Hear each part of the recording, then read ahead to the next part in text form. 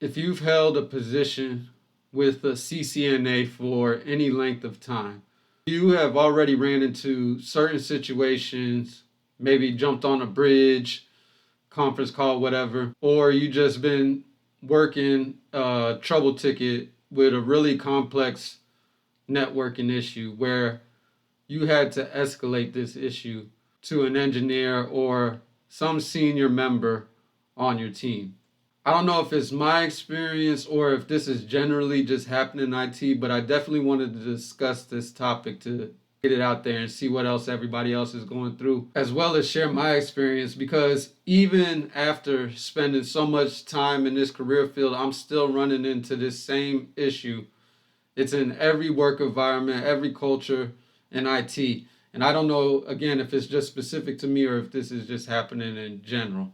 The problem that I'm speaking about is when the senior members or just engineering team, I guess in general, is hoarding information.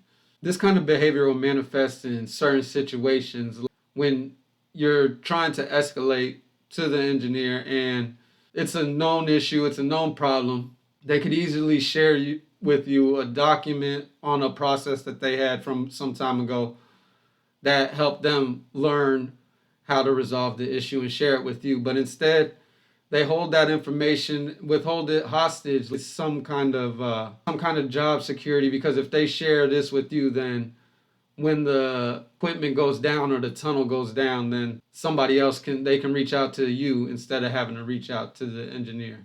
Or they may purposely just not just share any kind of information with you, or just take the time out to try to educate you, to help you out, or even gauge your interest to see if you're even interested in taking that next step in learning, which will ultimately help them out. For some strange odd reason, wherever I work, it's always like after you do the little proper introductions with the engineering team and you start to, you feel me, get to real working with the coworkers and everything, you start hearing the whispers and all the legends of the engineering team. This engineer been here 20 plus years and he knows how to do X, Y, and Z. Like, I just learned a long time ago that it's not impressive of what you know. You impress me with what you don't know. When people are learning and growing, that's impressive. If you've been there 20 plus years and you know the network like the back of your hand, that's not impressive to me. You should know it like the back of your hand.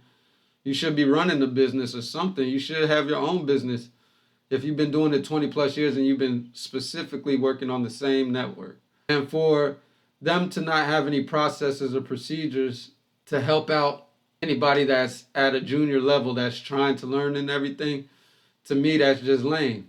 To only make matters worse, the leadership teams that I've been around and that I've worked and been involved with, for whatever reason, they always protect the engineer and always make an excuse for them. There's no accountability for any engineer. They get to make mistakes. They get to show up late to bridge calls. They get to do whatever they want because nobody wants to fire them because they have all the knowledge and they're the only ones that could ever figure out how to do network engineering.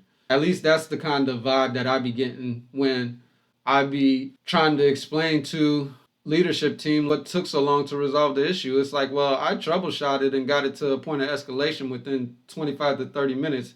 It took your engineer an hour, hour and a half to get on the call, and he solved it in 5 minutes. So, but when you break it down to them like that, that's not professional, right? They want to hear root cause analysis and they want all these other things that will make the engineer look good. And I still understand that, but in the same breath, I'm saying that some kind of communication, some kind of relationship between the experts and the novice workers has to take place, some kind of knowledge transfer, something, or you will continue to run into them kind of personnel problems. Problems like always beefing with such and such engineer because he don't want to jump on the call because he the guru or this and that. You're always going to have that kind of beef unless there's some kind of knowledge transfer, just some kind of time for the engineering team and the service desk or the NOC or whatever, the junior team, the junior admin team for the network, for them to get involved and create some kind of process that makes the escalation procedure more smooth. The other part of this behavior that I've seen is like there will be sometimes where they won't play that game where they will share the information, but then they play another game like You'll get a source IP address, destination IP, but then they'll be like, well, did you get a port number? Or they'll be like, well, did you check this device? Oh, you don't have access to it? You should have access to it. And like they try to put, like you should be accountable for things that you don't even know. And you're in a position where you don't even know what you're supposed to know, you know? Again, it doesn't make sense. And it's just, those are some things as far as when you're in this kind of like junior network admin position that I believe that you should look out for and develop skills to get around it. All right, we could start it off with the first thing that you should do to develop yourself so that you don't have to deal with this kind of game or this back and forth between the engineering team. This is what I wish I would have done or somebody would have put me on when I was just starting out in my career. So hopefully this helps out somebody. And this is what I'm currently doing because, again, I'm still currently facing, even though I am in like a senior engineer role, there is other senior engineers that have 20 years experience and they have all of this other experience. And not to say that they're hoarding information, but I'm seeing it's not easy to just work with people that, no fault to them or to anybody, but I got to take out time. They got to take out time. Nobody has time to really do it, but you got to make time for what you need. So the very first thing that you should do is level up your skills. This means certifications, getting that knowledge certified. If you don't have a CCNA and you're escalating issues to an engineer and you're on the network team and you're a junior admin, but you're not troubleshooting stuff or you're missing steps in your troubleshooting process, the engineers are more likely that's not going to be able to be a good working relationship to build with them. So what I did was go get a CCNA, go study for other certifications, started labbing more, do labbing on your own time, all of these things to just level up and build up your technical skills. That way, when you do escalate something, that you leave them with just no option but other than to take on the issue, because there's no point in you spinning your wheels if you're at a level of knowledge of a CCNA and the issue requires a CCNP or a CCIE. Getting Juniper certs, getting Cisco certs, the certifications just let the engineering team or that person that you're dealing with just know that you're not to be played with. They can't hit you with like, did you check the flux capacitor? Because you're going to be like, nah, because there ain't no such thing as a flux capacitor. And I need you to check this, this, and this because I troubleshot layer 1, 2, and 3. And there's nothing that I see that I could isolate or resolve this issue. So I need you to jump on the call or I need you to handle this issue. So once you level up your skills, now you're in a position where you can start challenging them. If they come at you with something, you could fact check them because you know what they're talking about. It's basically like a bully, right? So if they bullying you, the bullies like people that don't fight back. But if you fight back, now that bully don't want to fight with you because they like, oh no, here come Network Ninja. He finna have X, Y, and Z.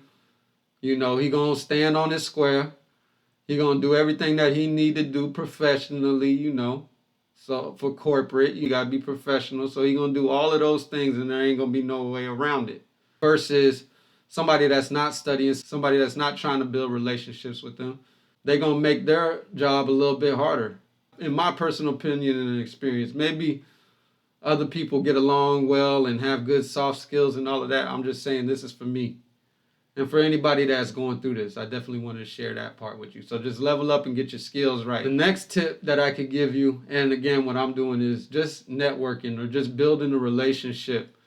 So the engineering team, you're going to just have, just like any job, just people that are not pleasant to work with. But there may be one person on that team that you vibe with. And as you get some resolutions under your belt because you're starting to resolve problems for them and you're helping them out because you done leveled up your skills and everything, they'll start coming at you with a level of respect and it'll make it a little bit more clear who you could fuck with on that level and who you can't fuck with, really. Once you find that person, offer to take that person to lunch. Offer that or buy that person a beer or whatever after work or whatever. Just ask them to just take at least just 1 hour out of their week to spend with you, sit down with you, and go over an issue or something that you had a problem troubleshooting or that you didn't understand, or how did they get to the answer so quick? Is there a topology? Is there a document that they can refer you to? And make sure when you do lock in that time with them that you do not waste their time. Make sure you have all your ducks in a row, whatever it is. If it's a question, if it's 3 questions, whatever it is, make sure you stay on task and you get the most out of that hour and soak up all that information, take notes, and just don't waste anybody's time. Lastly, I just want to share with y'all just to shift your mindset. Don't have a victim mentality like, oh, woe is me, the engineering team don't want to work with me. They don't want to do nothing with me because whatever the reason is. No, just switch your mindset, switch your mentality, just have a positive attitude, right? And just try to be more aggressive as like, hey, I'm gonna figure this out, or just try to take a more aggressive approach. Try to think from their mindset. How would they fix it? Would they Google? Try to Google something at least. Take some kind of initiative and change from that victim mentality to like a victorious mentality. Like, yeah, I'm gonna figure this out, or try to work with your teammates or whatever. Search the email inbox. Search the chat box to see if anybody's ever seen this issue. Just think outside the box to just try to get the answer. Don't just be locked into like CCNA world. Think real world stuff like, how can I get this figured out? Think of it if it was your network and it was down. Where would you start? Think of things like that. All right, my ninjas, that's pretty much it. Just to sum it up again, the things that we went over was just the overall problem of when these engineering teams and all of these people or anybody is trying to hoard information for job security. I just went over just some few tips for you to get you to start shifting your mindset into a way that you can work around that or be able to work within that kind of environment. Number one, you definitely just want to level up those skills and make sure that you're on point when you're troubleshooting and all that. That helps you stand out. And then the other thing is you want to build relationships with these engineering team by just asking to schedule some time with them and offering to take them to lunch or doing something to try to build a relationship with them so that they help you, you help them, they scratch your back and all of that. I hope this helps somebody. Again, if y'all feel the content or finding any value, as always, please hit them notification bells so you know when I'm dropping them videos. And go ahead and subscribe if you ain't already, and share the video and like it and comment as always. Appreciate y'all. I'm gonna holler at y'all on that next video. Peace.